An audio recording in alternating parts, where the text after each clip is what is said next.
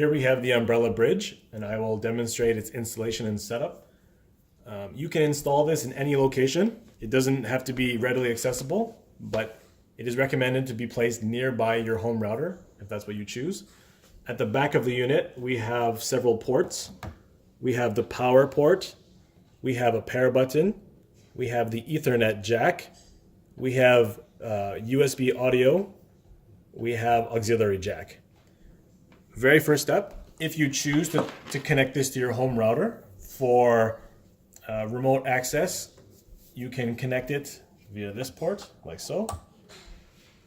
Then you can connect the power and make sure that the power is connected directly to an outlet without any intermediary power bar or other type of device. So just connect the power and connect the other end to the wall. You will see some lights light up. You have now completed the installation of the umbrella bridge. The umbrella bridge acts as the central processing unit for the whole umbrella system within your home.